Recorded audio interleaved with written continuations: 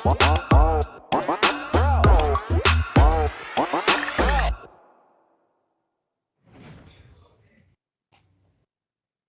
up, basketball fans? Welcome to another episode of the BMR NBA show. My name is Junior Browne. I'm joined, as always, by my guy, Jordan Sharp.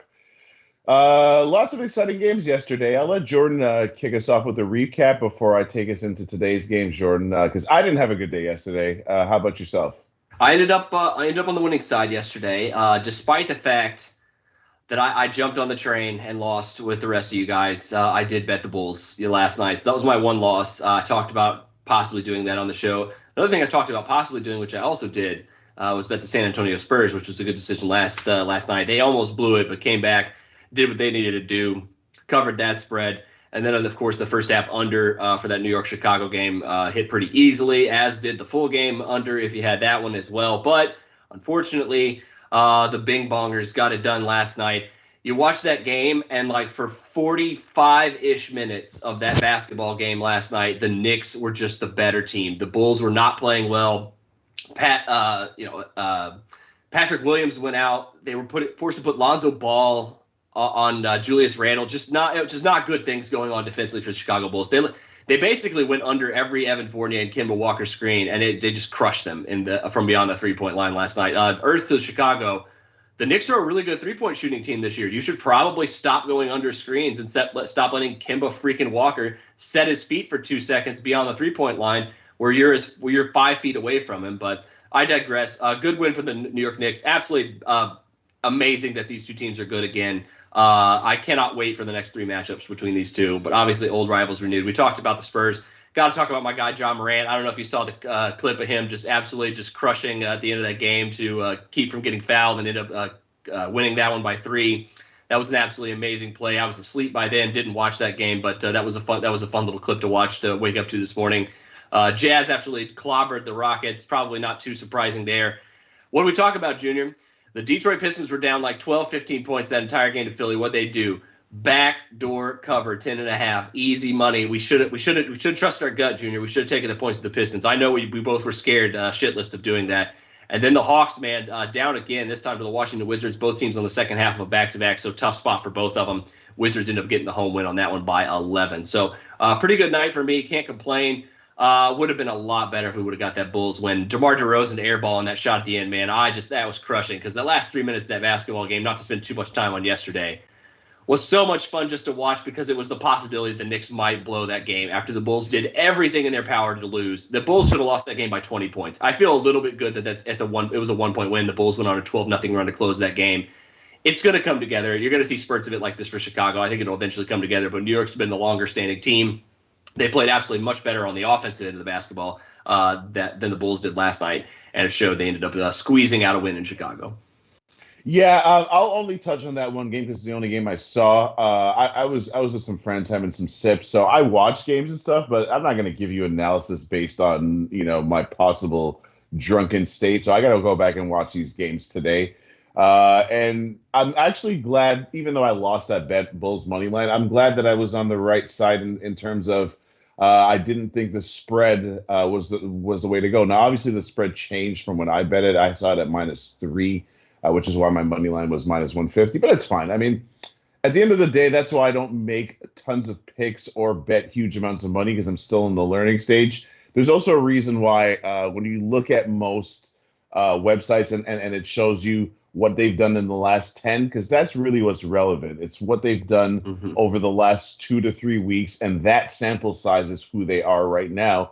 It doesn't take into account the full body of work, which for bettors is really important. So until we get to like the 10-ish game mark, I'm not really going to feel too comfortable with any of these picks, which is why I've actually gone for some totals today. Last year, Jordan, I was killing it with totals.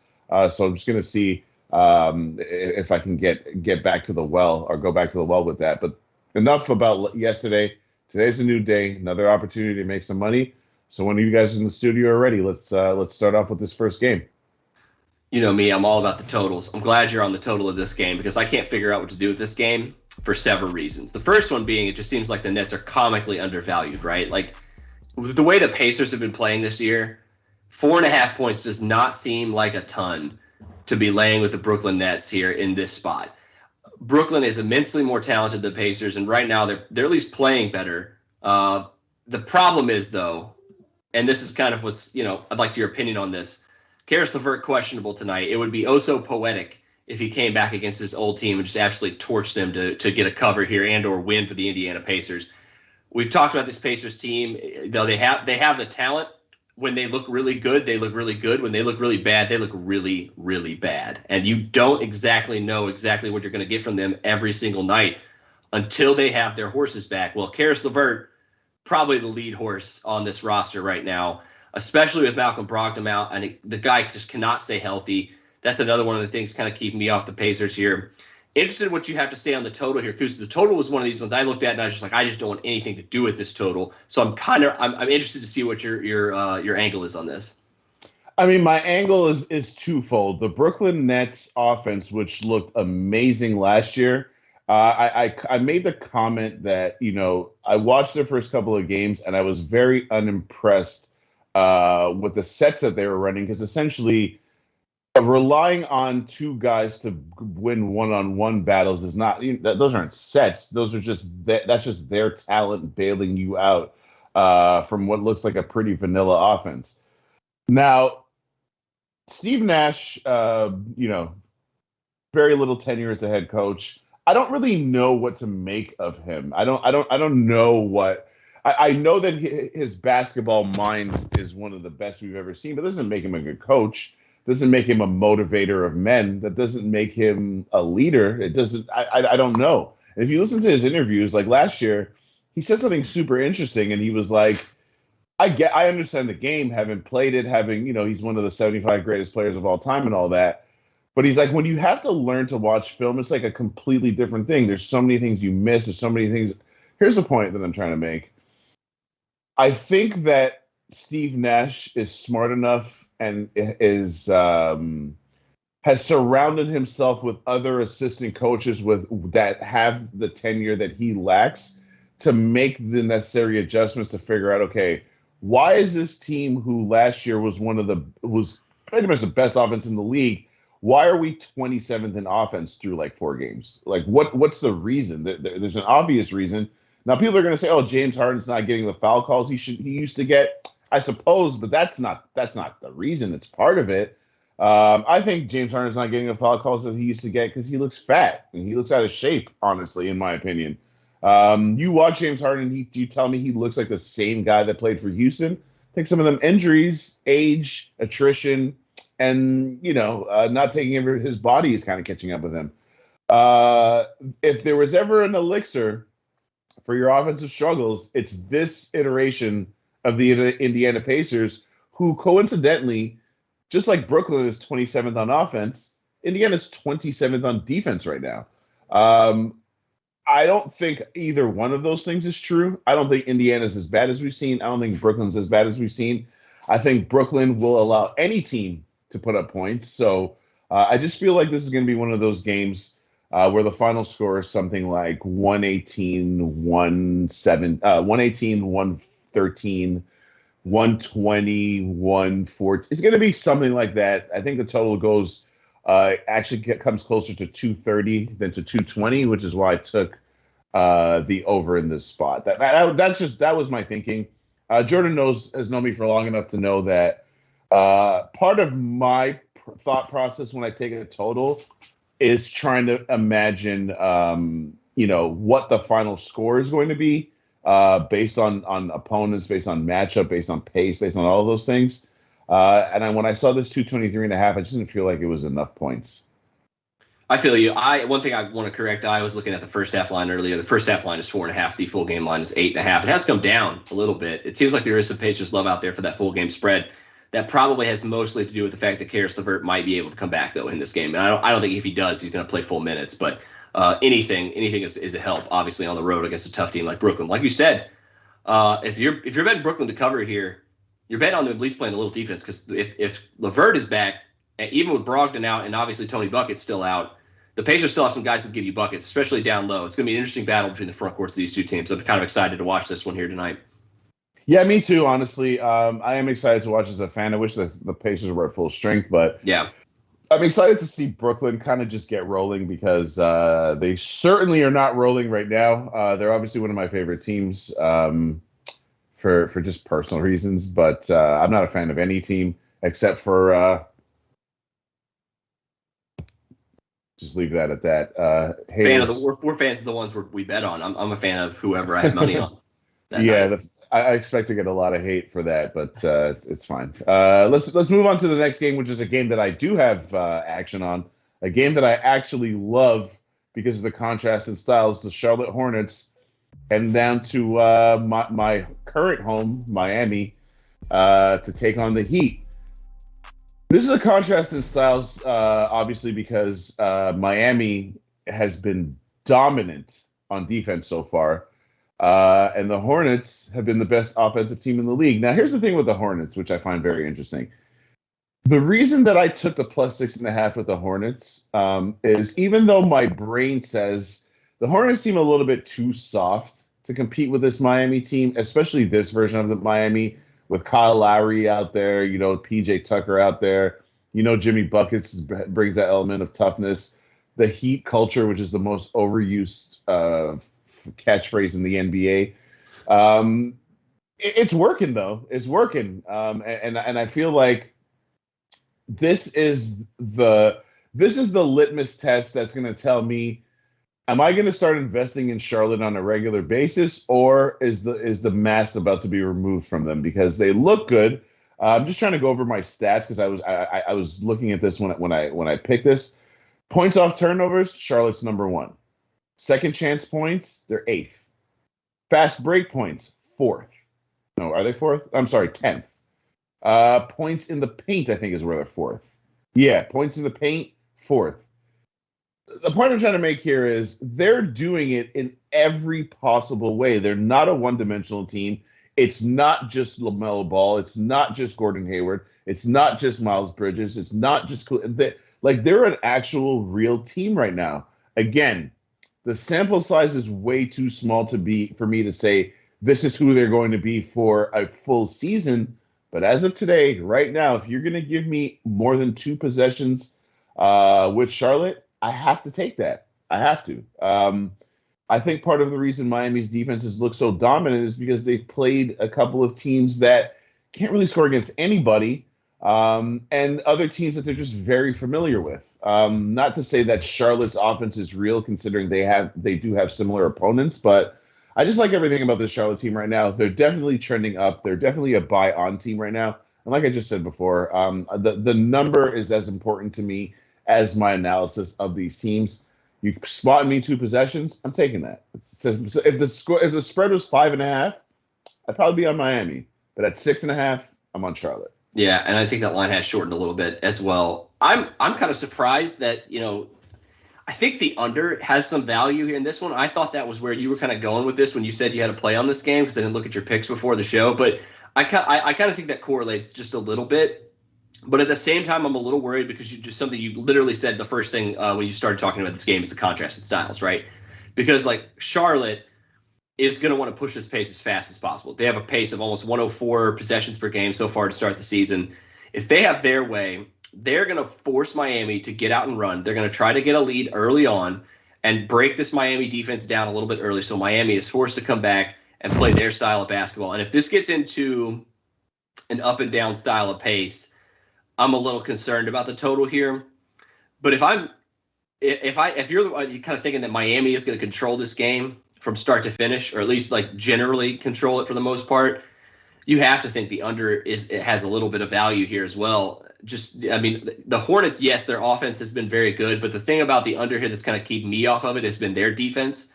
Because I think Kelly Oubre is going to do a pretty okay job. At least like you said, he's going to be ready for the assignment tonight of Jimmy Butler. The question is whether he can do it in practice. And in a game scenario, I'm not sure, because if I'm the Heat tonight, I'm pounding the ball down low on this Hornets front court. That is what their weakness has been. That for several years they've bolstered it a little bit this year. It's still not going to be enough. I'd be running Jimmy Buckets, Bam Adebayo, pick and roll, and with Kyle Lowry thrown in, sprinkled in there too, just all night, just forcing LaMelo Ball and Kelly Oubre to defend. And so basically the only offensive weapons that they're going to have that's really, free to score unless Butler guards him is Gordon Hayward, which also could be a factor here as well. So another one of those games that it's kind of like the first game we talked about. I'm not quite sure how to bet this game, but I'm definitely sure how to watch this game because, like you said, it's not only a benchmark game for Indiana tonight on the road. It's a benchmark game for Charlotte too. I mean, we're about to find out if these Hornets can kind of play up to the par that people have kind of been preaching to so far this season. I don't know if they're quite ready for that spotlight. As you said, the Miami Heat are a tough nut to crack, especially at home. And their defense has been outstanding. I think they're second or first in the league in defense right now, either with them and the Jazz. Their net rating, I think, is second or first right there with the Jazz. They're impressive, and beating them at home has always been tough, especially with their new personnel. And like you said, how literally tough they are. Going to be very interesting if Charlotte can score on them tonight. I would say no, but I'm rooting for you, Mike, sir. I would definitely I'm definitely not rooting for you to lose at all. I just can't find an angle right now. Yeah, listen, Jordan, I don't blame you for saying what you're saying because, again, initially my first reaction to this game was, yeah, Charlotte can't really hang with these guys. Like, not for no other reason but the toughness factor. You know that Miami's going to come and be physical and try to intimidate and use their veteran savvy to their advantage. The thing that I like about Charlotte when I watch them, and again, maybe I just paid too much attention to these things, but I'll give you the perfect example. I said on when we used to do a different show together, I said literally 2 or 3 years ago, it's super obvious that Ben Simmons and Joel Embiid don't like each other. When have you ever seen them speaking to each other on the court? When have you ever seen one of them make a play and the other one go and dap him? Whenever you ever seen them sitting on the bench next to each other? Whenever you ever seen them interact in any way? So I pay attention to like little things like that. Like I feel like I can look at a set of teammates and be like, yo, these guys do not like each other. When I watch Charlotte, they love each other. All of these guys look like they're rooting for the next guy. They look just as happy when one of their teammates is successful as when they're successful themselves. And I think when you're a young team and you're trying to figure out your identity and make your way, it's important that the guys on your team don't have agendas. You feel what I'm trying to say? Like, this is just me, what's the word I'm going to say? Projecting. I'm watching them and I'm projecting my thoughts. But I feel like these guys have that chemistry that you need to be successful. I'm not going to say a championship team, but success for the Hornets is just getting in the playoffs. And getting into the play-in game is success for the Hornets. So their bar is pretty low, and they seem to have that. You know that thing that you have when you're young, or like this ever happened to you, Jordan? Because you're not as old as I am, but you're not that young, much younger than me. When you start to think about the things you used to do when you were like a teenager or in your early 20s, and you're like, yo, how did I used to be like outside in the winter drinking with my friends when just walking down the street to the corner store might kill me right now? Like I used to like willingly hang out outside in the cold and like do things that the thought of that right now might kill me. The point is, when you're young, you're naive. You've got no fear. Yeah. You know what I'm saying? You believe you can beat anybody. Yeah, I feel like Charlotte's just not afraid of these guys. They don't have any reason to fear them. Like I think when Miami tries to push them, they'll push back. Miles Bridges doesn't strike me as a guy that gets intimidated. PJ Washington makes bad life decisions, but on a basketball court, he doesn't strike me as a guy who gets pushed around. LaMelo Ball has as much confidence as any human being on this earth. Gordon Hayward is a former All-Star savvy veteran who believes he's as good as anybody. Like they got Kelly Oubre. Yo, do you remember when Kelly Oubre was drafted and he was like, they're like, what's your goal? And he's like, my goal is to be the greatest player of all time. Like, yeah.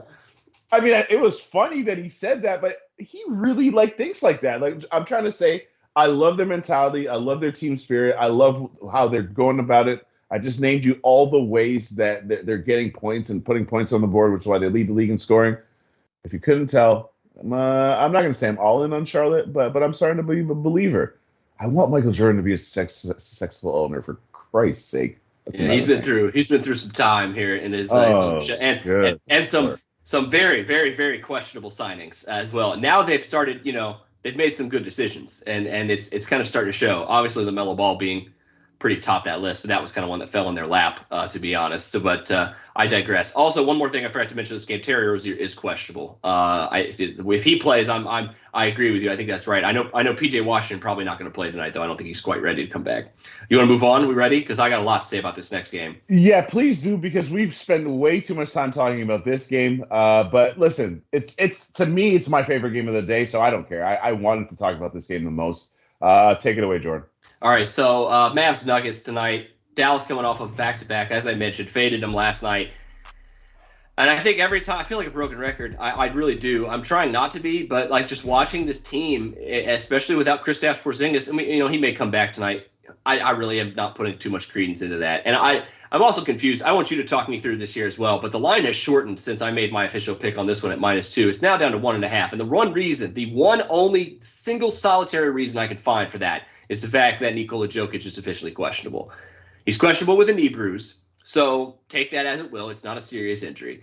The fact is, though, that the Nuggets have a tough stretch tonight. They play tonight against Dallas. They go tomorrow. They play at Minnesota, which is not going to be easy on no rest. And then they have 2 straight games on Beale Street at the FedEx Forum against my Memphis John Morant Grizzlies.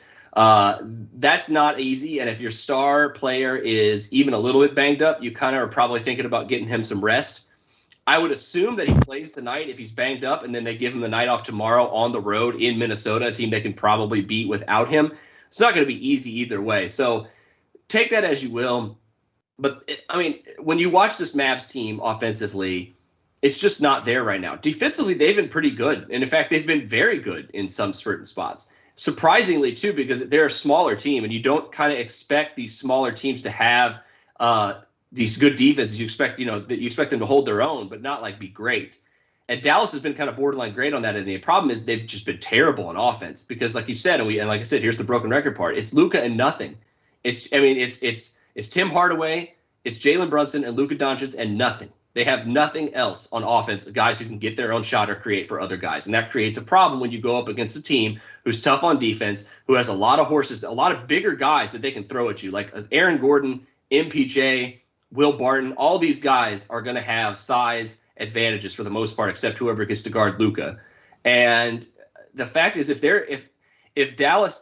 Luka just goes for less than 30 points tonight, the Nuggets cover this game easily. He has to have 35, 40 points to even give them a chance tonight. And on the second night of a back-to-back in altitude against a tough team, assuming that Jokic is good to go tonight, I see no reason why this line is shortened. I can't find a reason to save my life, Junior. Please either inform me of what I'm missing or ride with me here on the Denver Nuggets tonight, assuming Jokic is good to go. Because this team, and I know you're high on the Nuggets. So the fact that I'm high on the Nuggets, I'm a little surprised you're not on them tonight against the Dallas team that's coming in on no rest. I'm going to tell you why. Even though it appears that Jokic is fine, like I was reading like a lot of the Denver beat writers, and one of the guys, these beat writers are especially like the local announcers. They like fly with the team. They're watching practices, and one of the guys is like, "Hey, I'm here at the practice facility. Joker just walked in, and he's walking normal. He's not even limping, nothing." And then Mike Malone is like, "He can play if he wants." But if he says that he still feels soreness, that's fine. We'll send him out. The medical staff is watching him closely, and they think he's fine too. So he appears like he's fine. I would be cautious with him. It's a long season. It is. Yes.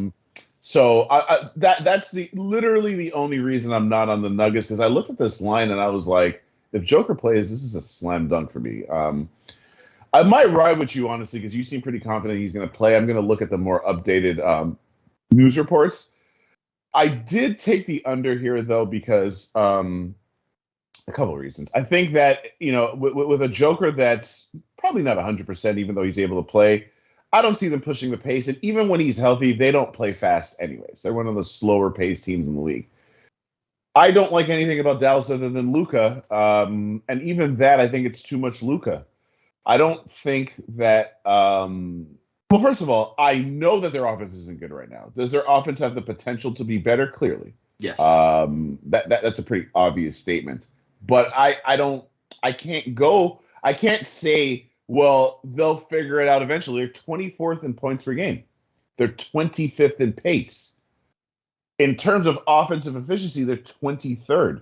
Those numbers don't lie. Like that's just factual. They are not a good offense right now, and they're so one-dimensional.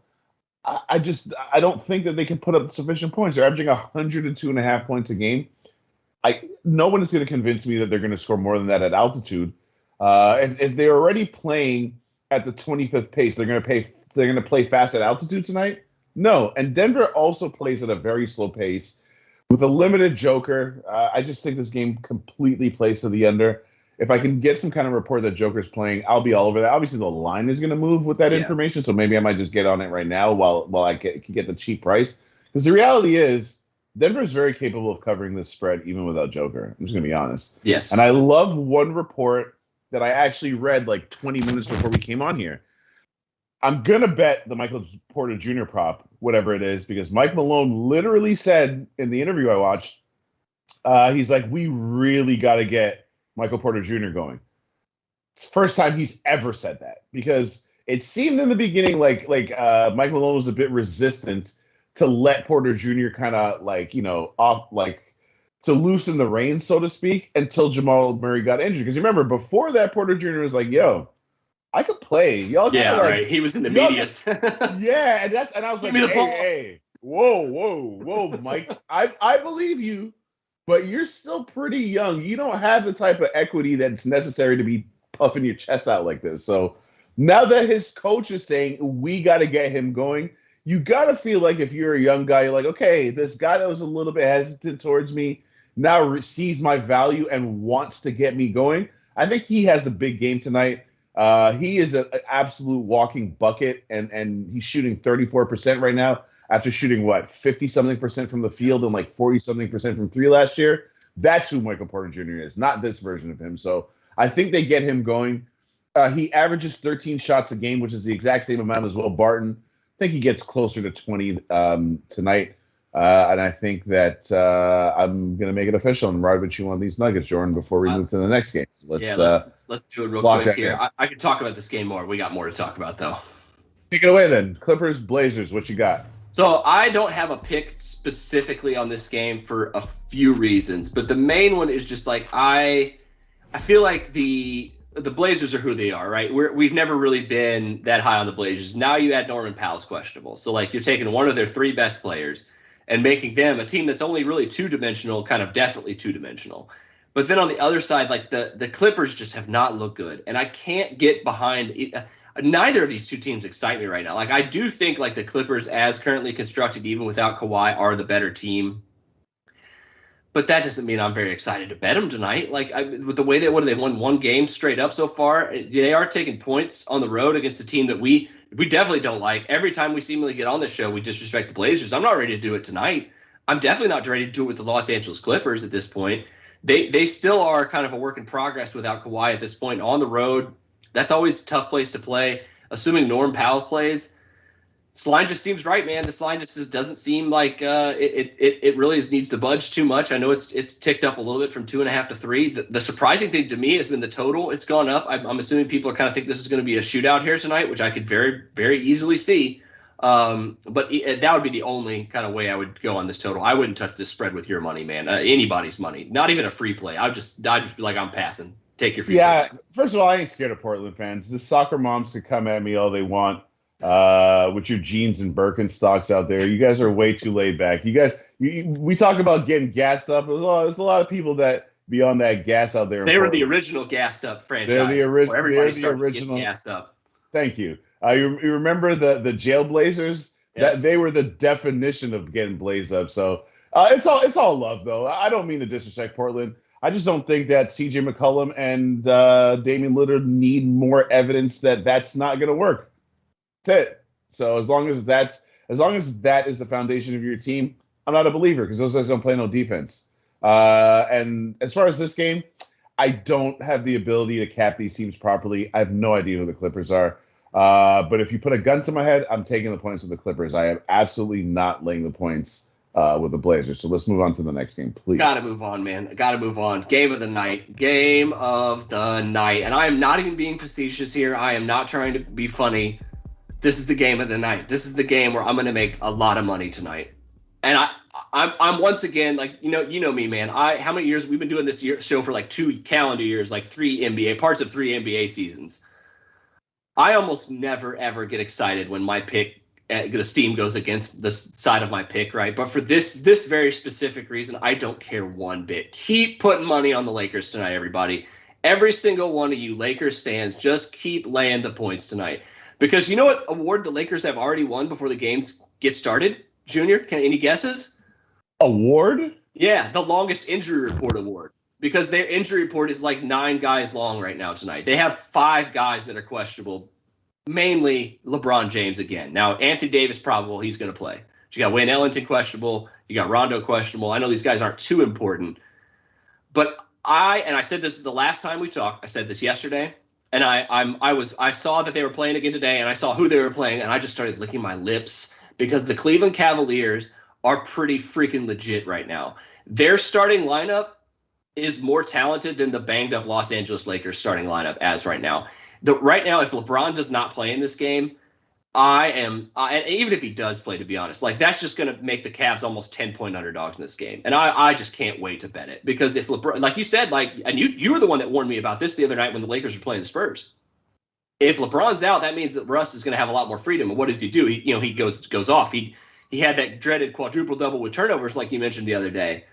But this Cleveland Cavaliers team is long enough, they're deep enough, and their guard play specifically is going to eat the Lakers guards for lunch tonight. I cannot wait to watch Garland and Sexton just get whatever they want in the paint. Sexton's going to be a machine. Sexton's going to shoot 10 or more free throws tonight. I guarantee he's going to get 10 free throw attempts tonight because they have no answer for him. They're going to have zero answer for him. There is nobody qualified enough, especially with Taylor Horton-Tucker out, who's usually kind of that hybrid guy that, can get you some stuff on offense, but mainly he's just that long guy that kind of guards, different positions.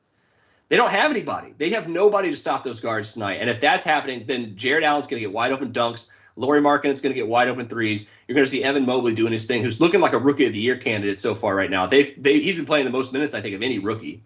I'm ready to bet the Cavs. I already got him at 7. If LeBron plays and they give me 9, I'm taking it again. To be honest, and I don't double bet too often either. But I'm fading the steam. I'm fading the Lakers. I'm fading it all tonight. Top play of the night. Give me the Cavs plus the points.